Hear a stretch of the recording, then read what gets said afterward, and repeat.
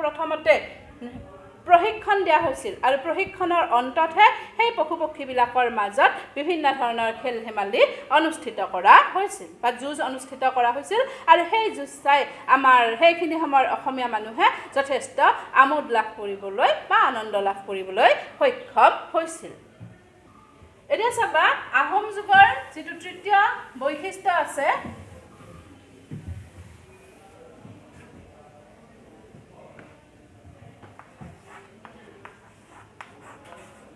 আহোম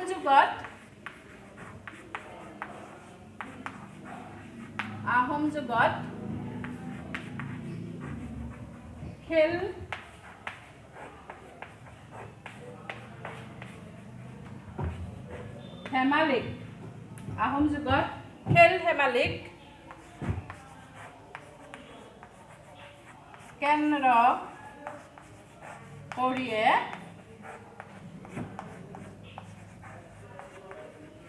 বিভিন্ন ধৰণৰ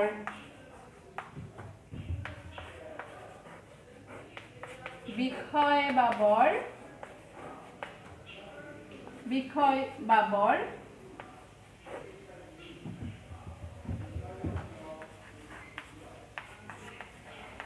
সৃষ্টি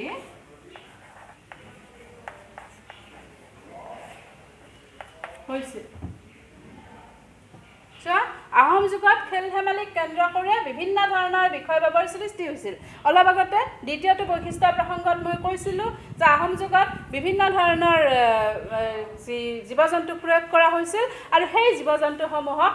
হাবিৰ পৰা ধৰি আনি প্ৰথমতে প্ৰশিক্ষণ দিয়া হৈছিল আৰু সেই প্ৰশিক্ষণবিলাক দিয়াৰ পাছতে সেই জীৱ-জন্তুবিলাকৰ মাজত বিভিন্ন ধৰণৰ খেল ধেমালি অনুষ্ঠিত কৰা হৈছিল এতিয়া চাবা সেই যে প্ৰশিক্ষকসকল আছিল সেই জীৱ-জন্তুবিলাকক যিসকলে প্ৰশিক্ষণ দিছিল সেই প্ৰশিক্ষণ দিয়া ব্যক্তিকেইগৰাকী তাৰমানে সেই যিটো কাৰ্য সেই কাৰ্যটো তেওঁলোকৰ চৰকাৰী কাৰ্য আছিল অৰ্থাৎ ৰাজকীয় কাৰ্য আছিল অৰ্থাৎ বৰ্তমান সময়ত চাকৰিৰ লগত আমি তুলনা কৰিব পাৰোঁ যে চাবা এই খেল ধেমালিসমূহক কেন্দ্ৰ কৰি আহোম যুগৰ কি বিষয়বাবৰ সৃষ্টি হৈছিল হাতী বৰুৱা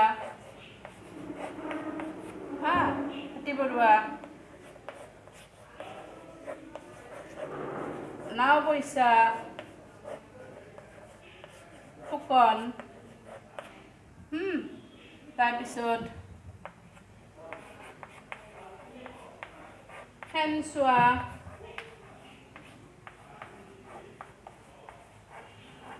বৰুৱা হেনচোৱা বৰা এনেকুৱা ধৰণে বিভিন্ন ধৰণৰ পদবীৰ সৃষ্টি হৈছিল বা বিষয়বাবৰ সৃষ্টি হৈছিল আৰু এই নিৰ্দিষ্ট ব্যক্তিসকলে কি কৰিছিল সেই জীৱ-জন্তুবিলাকক প্ৰশিক্ষণ দিছিল আৰু প্ৰশিক্ষণৰ অন্তত তেওঁলোকে সেই জীৱ-জন্তুবিলাকৰ মাজত খেল ধেমালি অনুষ্ঠিত কৰিছিল এতিয়া চাবা এনেকৈয়ে কি হৈছিল যে আহোম যুগত বিভিন্ন ধৰণৰ খেল ধেমালিক কেন্দ্ৰ কৰি অৰ্থাৎ হাতী যুঁজ নামৰ যিটো খেল আছে যিবিধ খেল আছে সেই খেলবিধক কেন্দ্ৰ কৰি হাতী বৰুৱা পদবীটোৰ সৃষ্টি হৈছিল ঠিক তেনেকুৱা ধৰণে হেনমেলা নামৰ যিবিধ খেল আছে সেই খেলবিধক কেন্দ্ৰ কৰি হেনচোৱা বৰুৱাৰ সৃষ্টি হৈছিল বা ঠিক তেনেকুৱা ধৰণে কুকুৰা যুঁজ নামৰ খেলবিধৰ পৰাই বা কুকুৰা যুঁজ নামৰ খেলবিধৰ কাৰণে কুকুৰাচোৱা বৰুৱাৰ পদৰ সৃষ্টি হৈছিল হয়নে এনেকুৱা ধৰণে আহোম যুগত বিভিন্ন ধৰণৰ বিষয়বাবৰ বা পদবীৰ সৃষ্টি হৈছিল খেল ধেমালিক কেন্দ্ৰ কৰি আৰু এইটো হ'ল আহোম যুগৰ খেল ধেমালিৰ তৃতীয়টো বৈশিষ্ট্য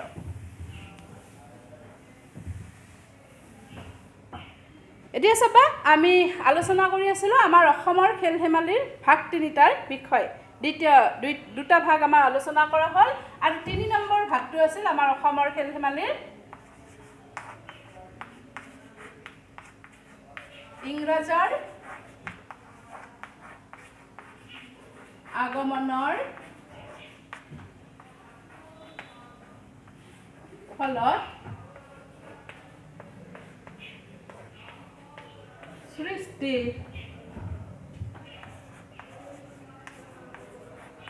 হোৱা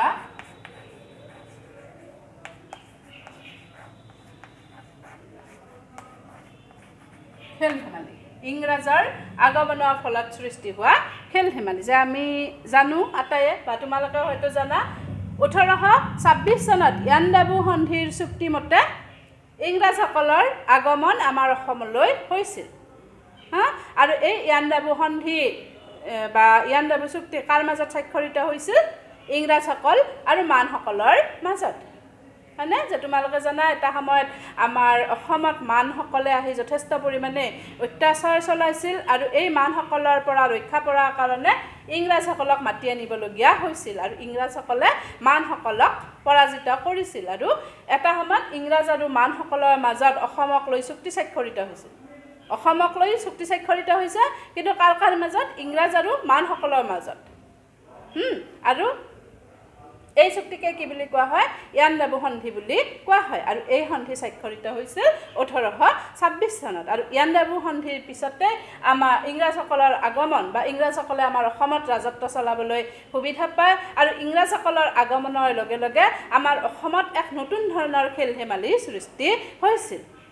হয়নে আৰু এই খেল ধেমালিসমূহক আমাৰ অসমীয়া মানুহে অতি সোনকালে আকোৱালি লৈছিল লৰাৰ পৰা বুঢ়ালৈকে ডেকাৰ পৰা বুঢ়ালৈকে তাৰমানে সকলোৱে তাৰমানে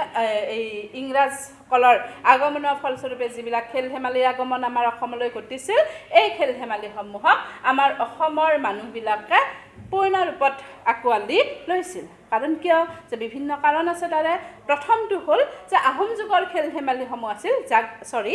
ইংৰাজসকলৰ যিবিলাক খেল ধেমালি আছিল এই খেল ধেমালিসমূহ হ'ল জাকজমকতাপূৰ্ণ বা আকৰ্ষণীয় আৰু এই আকৰ্ষণীয় গুণত ইংৰাজসকলৰ খেলৰ যি আকৰ্ষণীয় গুণ আছে এই আকৰ্ষণীয় গুণত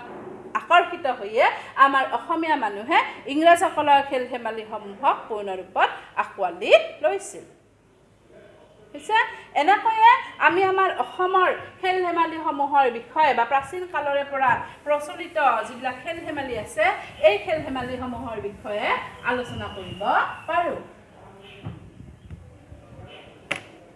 এতিয়া চাবা তোমালোকে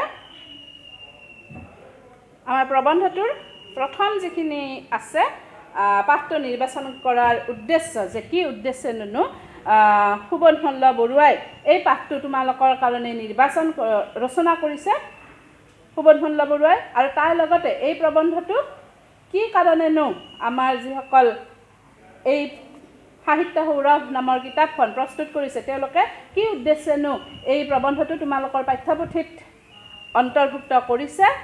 তাৰে উদ্দেশ্যটো প্ৰথমতে দিয়া হৈছে চাই ল'বা সংসাৰ যাত্ৰাত আগুৱাই যাবলৈ হ'লে দেহ আৰু মনৰ সমানে উৎকৰ্ষ সাধন কৰিব লাগে কাৰণ সুস্থ শৰীৰ এটা জাতিৰ বাবে অমূল্য সম্পদ শৰীৰ সুস্থ হ'লেহে এটা শক্তিশালী জাতি আৰু এটা শক্তিশালী মন গঢ় লৈ উঠিব পাৰে চোৱা মানুহে এই সংসাৰ যাত্ৰাত আগুৱাই যোৱাৰ কাৰণে আমি আলোচনা কৰিছোঁ অলপ আগতে তথাপি এবাৰ কৈ দিছোঁ মানুহে এই সংসাৰ যাত্ৰাত আগুৱাই যাবলৈ হ'লে নিজৰ দেহ আৰু মনক সম্পূৰ্ণৰূপে সুস্থ কৰি ৰাখিব লাগিব আৰু মানুহৰ দেহ আৰু মনক সুস্থ ৰখাত সহায় কৰে কিহে খেল ধেমালিসমূহে শৰীৰ সুস্থ হ'লেহে এটা শক্তিশালী জাতি আৰু এটা শক্তিশালী মন গঢ় লৈ উঠিব পাৰে আমি যেতিয়া শাৰীৰিকভাৱে সুস্থ হৈ থাকিম তেতিয়াহে কি হ'ব আমি আমাৰ সুস্থ শৰীৰৰ জৰিয়তে বা সুস্থ মনৰ জৰিয়তে এটা শক্তিশালী জাতি গঢ় দি তুলিবলৈ সক্ষম হ'ম মানৱ জীৱনৰ ইতিহাসৰ পাতনি মেলাৰ লগতে ক্ৰীড়াৰ আদিম ৰূপে মানৱ জীৱনত দেউদি গৈছিল যে চোৱা মানৱ জীৱনৰ যেতিয়াই এই পৃথিৱীত সৃষ্টি হৈছিল সেই একেখিনি সময়ৰ পৰাই তাৰমানে আমি আমাৰ পৃথিৱীত খেল ধেমালিৰ সৃষ্টি হোৱা বুলি ক'ব পাৰোঁ অসমৰ ইতিহাসৰ পাতনি মেলি চালেও দেখিবলৈ পোৱা যায় যে আহোম ৰাজ্য বিস্তাৰৰ লগে লগে অসমৰ ক্ৰীড়া ইতিহাসৰ আৰম্ভণি আৰু যদিহে আমি আমাৰ অসমীয়া ইতিহাসলৈ চাওঁ বা আমাৰ অসম বুৰঞ্জীলৈ চাওঁ তেতিয়াহ'লে কি দেখিবলৈ পাম যে আহোম ৰাজত্বৰ যেতিয়াই আমাৰ অসমত আৰম্ভণি হৈছিল তেতিয়াৰে পৰাই আমাৰ অসমত খেল ধেমালিসমূহে বিকাশ লাভ কৰিবলৈ সক্ষম হৈছিল চাবা তোমালোকে এই দুটা সেই যে যদিও বা পুৰণি অসমত বিভিন্ন ধৰণৰ খেল ধেমালি প্ৰচলিত আছিল কিন্তু আমাৰ অসমৰ খেল ধেমালিয়ে বিকাশ লাভ কৰিবলৈ সক্ষম হৈছিল কেতিয়াৰ পৰা আহোমসকলৰ আগমনৰ পৰাহে তাকেই পাঠটিত আলোচনা কৰা হৈছে আৰু তাকেই এই প্ৰবন্ধটিত সুবনমল্ল বৰুৱাই আলোচনা কৰিছে আৰু এই গোটেইখিনি সম্পৰ্কে কেনেকৈ আমাৰ অসমত খেল ধেমালিৰ সৃষ্টি হ'ল বা আহোম যুগত কি ধৰণৰ খেল ধেমালি আমাৰ অসমত প্ৰচলিত আছিল হা বা কেনেকৈনো আহোম ৰজাসকলে খেল ধেমালিৰ ক্ষেত্ৰত পৃষ্ঠপোষকতা আগবঢ়াইছিল এই আটাইবিলাক কথা আলোচনা কৰাৰ উদ্দেশ্যে এই প্ৰবন্ধটো তোমালোকৰ পাঠ্যক্ৰমত অন্তৰ্ভুক্ত কৰা হৈছে লেখক পৰিচিতি সুবোধ মল্ল বৰুৱাৰ 1963 চনত জন্ম হয় গুৱাহাটীৰ আৰ্য বিদ্যাপীঠ মহাবিদ্যালয়ৰ পৰা কলেজীয়া শিক্ষা সমাপ্ত কৰি বৰুৱাই ভাৰতৰ ক্ৰীড়া সাংবাদিকতাৰ জগতখনত প্ৰৱেশ কৰে 1987 চনৰ পৰা তেওঁ দৈনিক কাকত আজিৰ অসম আৰু নতুন দৈনিকত উপসম্পাদক হিচাপে কাম কৰিছিল বৰুৱাই 1991 চনত অসমৰ পুৰণি আৰু সম্ভ্ৰান্ত কাকত দৈনিক অসমত যোগ দিয়ে বৰ্তমান এই কাকতৰ চিফ অফ নিউজ ব্যুৰো হিচাপে তেওঁ কৰ্মৰত বৰুৱাৰ ক্ৰীড়া সম্পৰ্কীয় বিভিন্ন গ্ৰন্থ প্ৰকাশ হৈছে এই গ্ৰন্থৰাজিৰ ভিতৰত উল্লেখযোগ্য হ'ল এথেন্সৰ পৰা শ্বিলঙলৈ 1more6 বিখ্যাত ফুটবলাৰৰ লৰালিকাল জীৱন যৌৱন ক্ৰীড়াংগন আৰু অসম ফুটবলৰ বৰ্ণিল যাত্ৰা চাবা লেখকৰ পৰিচিতিৰ পৰা তোমালোকৰ এই যিকেইখন কিতাপ সুবোধ মল্ল বৰুৱাই যিকেইখন গ্ৰন্থ ৰচনা কৰিছে এই গ্ৰন্থকেইখনৰ নাম তোমালোকৰ বাবে ইম্পৰ্টেণ্ট হ'ব এতিয়া চাবা গোটেই প্ৰবন্ধটো আমি পিছৰ ফালে আলোচনা কৰিম আজিলৈ ইয়াতে এৰিছোঁ তোমালোকে প্ৰবন্ধটো ভাল ধৰণে পঢ়ি চাবা